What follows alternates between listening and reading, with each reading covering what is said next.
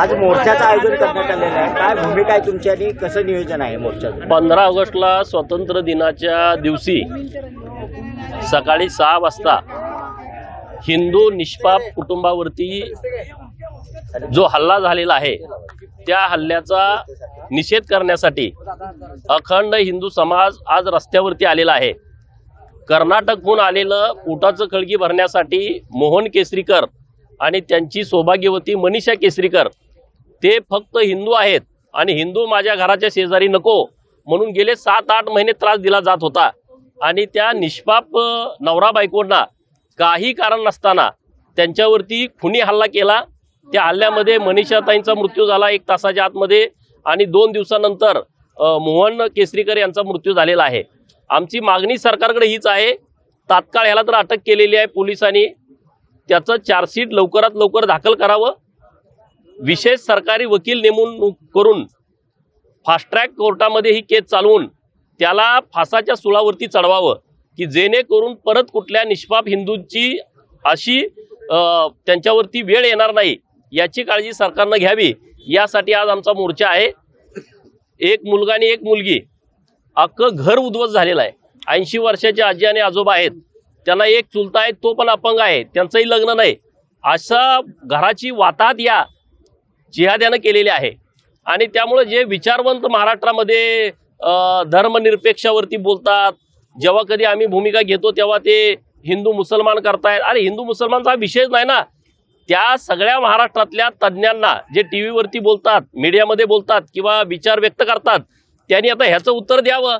या कुटुंबाला मारलं का, त्यांचा मर्डर कशासाठी केला, याचं कारण काय आहे आणि त्याच्यावरती तुम्ही भूमिका व्यक्त करावी आणि ह्याला तात्काळ फासावरती चढवावा।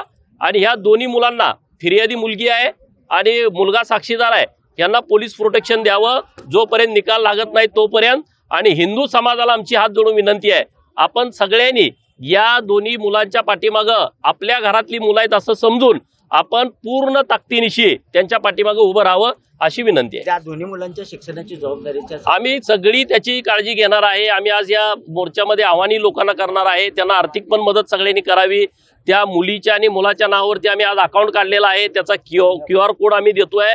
ज्यांना जमेल तसं त्यांनी त्यांच्या या अकाउंटवरती मदत पाठवावी, कारण आज आपण सगळे एकत्र आलोय पण उद्या आपण सगळे त्यांना भेटू अशी परिस्थिती नाही। प्रत्येकाच्या पाठीमागं व्याप आहे, प्रत्येकाच्या पाठीमागं काम आहे, तर सगळ्यांनी कोण व्यापारी असतील, उद्योगपती असतील, राजकारणी असतील, अन्य कोणी असतील दानशूर व्यक्ती, त्यांनी त्यांना मदत करावी अशी आमची विनंती आहे। त्यांच्या संदर्भामध्ये मंगळवारी परत आम्ही त्यांना कुठं ठेवायचं, काय करायचं, शाळेचं काय करायचं, वसतिगृहाचं काय करायचं याची एक व्यवस्थित चर्चा करून आम्ही मंगळवारी सगळे निर्णय घेऊ।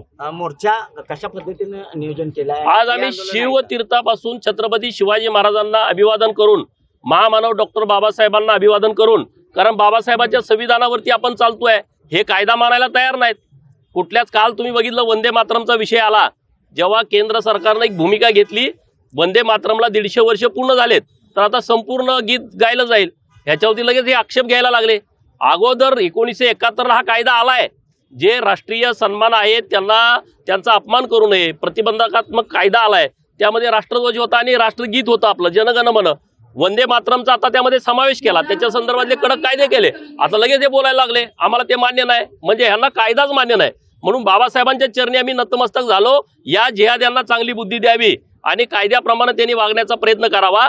छत्रपती शिवाजी महाराजांच्या इथं आम्ही शिवतीर्थावरती त्यांना अभिवादन केलंय, कारण त्यांनी असं अधर्माच्या बाबतीमध्ये भूमिका घेतलेल्या लोकांना त्यांचा शिरछेद केलेला आहे, धर्माचं संरक्षण केलेलं आहे। आणि म्हणून आज आम्ही छत्रपती शिवाजी महाराज आणि बाबासाहेबांना अभिवादन करून या मोर्चाची सुरुवात करतोय। महानगरपालिकेच्या चौकामध्ये या मोर्चाचा आम्ही समारोप करणार आहे।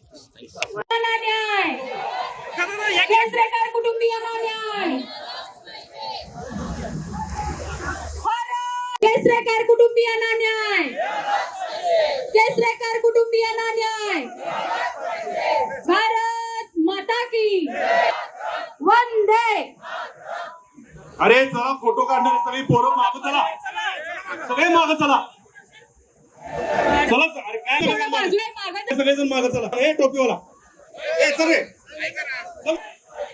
जिहाद्याला फाशी, जिहाद्याला फाशी भर चौकात, जिहाद्याला फाशी भर।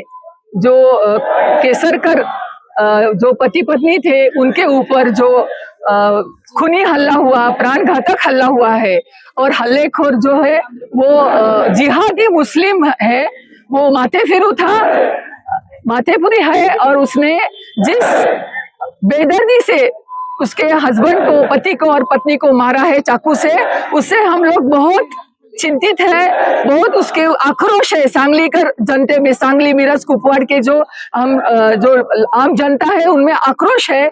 उसको पुलिस ने पकड़ा है, लेकिन हमारी मांग के उसको फांसी तक, फास्ट ट्रैक कोर्ट से उसको सजा होनी चाहिए, और उनके जो नाबालिग नहीं है लेकिन बच्चे हैं, एक बेटा और एक बेटी, उनको न्याय मिलना चाहिए, ऐसा हमें लगता है। और इसके लिए पूरे महाराष्ट्र से हमारे विधायक आ रहे हैं।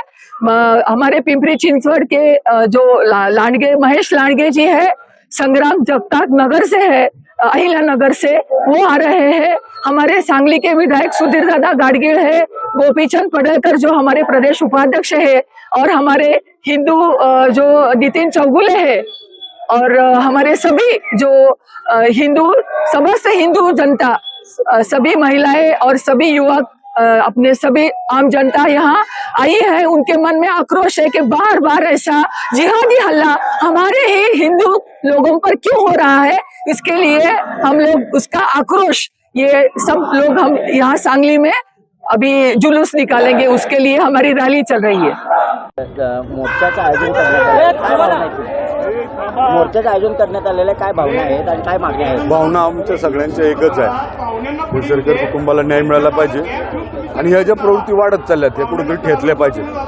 अशा प्रकारचा अमानुष हत्याकांड म्हणजे फक्त आमच्या घरा शेजारी राहू नये, हिंदू परिवारानं या अनुषंगानं केलेला जो काही हल्ला आहे त्याचा निषेध शब्दात व्यक्त करता येणार नाही।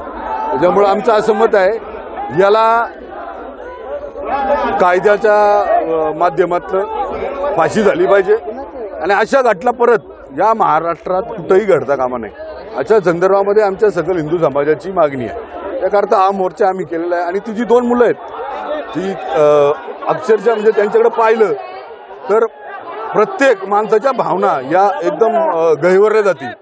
त्या मुलांकडे पाहून कमीत कमी सकल हिंदू समाजाच्या या मोर्चाच्या माध्यमातून हिंदू समाज एकत्र आला पाहिजे। एकत्र आल्यानंतर परत एकदा ती ताकद, ही काय असलीची काय मनोवृत्ती आहे, जी जिहादी वृत्ती आहे, यांची ही ठेचली पाहिजे। त्याच्याकरता सगळा हिंदू समाज जो विभागला गेला तो एकत्र आला पाहिजे, आणि ही पूर्ण ताकद ही हिंदू समाजातील प्रत्येक घटकाच्या मागे अशीच कायमपणे उभी राहिली पाहिजे, याच्या अनुषंगाने आम्ही मुख्य अमित शेख हा सातत्यानं 8 महिने झालं या दोन्ही दाम्पत्याला त्रास देत होता। हे काय येतो आता त्या म्हणजे त्या जिहादी लांड्याचा मला नाव घ्यायचं नाही, पण त्याला सरकारनं म्हणजे फाशीची शिक्षा द्यावी। जर तो तसा परत सापडला तर आम्ही सकल हिंदू समाजाचे सगळे कार्यकर्ते कायदा हातात घेऊन त्याला तशा प्रकारचं उत्तर तोच नाही, त्याच्यासारखे असे जिहादी लांडे जे आहेत त्या सगळ्यांना देऊ, आम्ही मागं हटणार नाही। आता तिथल्या स्थानिक महिलांनी सगळ्यांनी एकत्र त्या दिवशी घर पाडल्या, त्या दिवशी आमच्या, मी तुम्हाला परत सांगतो, आमच्या धर्माच्या कुठल्याही घटकावर, हिंदू धर्मातल्या कुठल्याही समाजाच्या घटकावर अशा प्रकारचा जर कोण अन्याय करत असेल तर सगळ्या आमच्या समाजातल्या माता भगिनी असतील, युवक असतील, सगळे आमचे ज्येष्ठ मार्गदर्शक असतील, सगळे एकत्र येतील। आम्हाला ही आमच्या धर्माची शिकवणच आहे। आपल्या धर्माचं संरक्षण करताना, आपल्या धर्मातल्या प्रत्येक घटकाचं संरक्षण करताना वेळ प्रसंगी तलवार हातात घ्यायला लागली तरी घ्यायची, आणि त्या अनुषंगाने जर परत अशी घटना घडली तर आम्ही गप्प बसणार नाही। आता परवा आमच्या महिला भगिनींनी सांगून दिलेलं आहे की कशा प्रकारे आम्ही आमच्या जर महिला या संदर्भामध्ये जर अग्रेसिव्ह झाल्या तर घर सुद्धा पाडायला कमी करणार नाही, अशा प्रकारची भूमिका आमच्या सगळ्यांची आहे। त्यामुळे कायद्याच्या माध्यमातून त्याला सजा व्हावी, आणि सकल हिंदू समाजाच्या माध्यमातून ही जी दोन मुलं आहेत, एक मुलगी आणि मुलगा, त्यांचं वय पाहता सकल हिंदू समाजानं या सगळ्या या मुलांच्या मागे पूर्ण ताकदीने उभं राहावं, ही एक आमची भूमिका यामध्ये आहे. त्यांना सतत 8 महिने झाले त्रास देत होते. ते जर त्यांनी सांगितलं असतं कोणाला, काय झालं माहिती का, हा कुणी कुणाला सांगण्याचा विषय हा आता बाहेर पडलाय, सगळा उद्रेक झालाय त्याचा. आता या गोष्टी लपून राहणार नाहीत. इथून माग जे पण काही पुरोगामी सेक्युलर विचाराची जी लोक होती, काही झालं की गुन्हेगाराला धर्म नसतो असं म्हणतात. आता त्यांना माझा प्रश्न राहील की या गुन्हेगाराने धर्म पाहून त्रास दिला, धर्म पाहून हत्याकांड केलं, मग याच्याबद्दल काय म्हणणार सेक्युलर लोक? तर त्या सेक्युलर लोकांना माझं सांगणं आहे, ही परिस्थिती आज या कुटुंबात सरकारी परिवारावर घडली ना, उद्या तुमच्या परिवारावर घडू शकते. त्याच्याकरता सुद्धा तुम्ही सगळ्यांनी जरा स्वतःचं आत्मचिंतन करा आणि फक्त सेक्युलर सर्व धर्म समभाव हा फक्त हिंदूंसाठीच आहे हे डोक्यातनं काढून टाका. आता हिंदू सेफ तर आम्ही सगळे सेफ, या अनुषंगाने सगळ्यांनी आता पुढे आलं पाहिजे. राज्यातल्या सर्वांना काय वाटतं? राज्यातल्या सगळ्यांना आमचं आव्हान राहील. आज या ठिकाणी संग्रामभाई जगताप आहेत, आमचे नेते गोपीचंद पडळकर साहेब आहेत. आम्हाला सगळ्यांना या माध्यमातून किंवा आमचे सकल हिंदू समाजाचे जेवढे लोक आहेत, आज बेळगावहून हे लोक आलेत. बेळगावच्या त्या ठिकाणी त्यांनी बेळगावमध्ये अशाच प्रकारचं आंदोलन त्यांनी त्या ठिकाणी केलं आणि तिथनं गव्हर्नमेंटला, त्याचबरोबर आपल्या राज्याचे जे मुख्यमंत्री आदरणीय देवाभाऊ त्यांनाही निवेदन त्यांनी दिले. बेळगावनी लोक आज त्याचा निषेध करून इकडे आले. म्हणजे एक प्रकार भारतातला सगळा हिंदू जागा झालेला आहे. तर मला असं वाटतं की इथून पुढं या जिहादी लांड्यांनी थोडंसं सावध राहावं, अन्यथा जशाल तसं उत्तर आम्ही देऊ. मुख्यमंत्र्यांना काय बोलणं झालं मुख्यमंत्र्यांना आमचं या निमित्तानं मागणी राहील. आणि मुख्यमंत्री बघा, तुम्हाला सांगतो होते, या राज्याचे मुख्यमंत्री सगळ्या धर्मातल्या माता भगिनींना आदरणीच पाहतात. ज्यावेळेस नसरापूरची घटना घडली त्यावेळेस त्या नराधमाला फाशी देण्याचं काम सुद्धा मुख्यमंत्र्यांनी केलं. आज सुद्धा मी तुम्हाला सांगतो, या घटनेच्या माध्यमातून या जिहाद्याला याला फाशी देण्यासंदर्भातली भूमिका सरकारच्या माध्यमातून मुख्यमंत्री घेतील आणि त्याच्या संदर्भात आम्ही सुद्धा पाठपुरावा. लोकशाही मराठी ऐका, पहा, जागरूक रहा.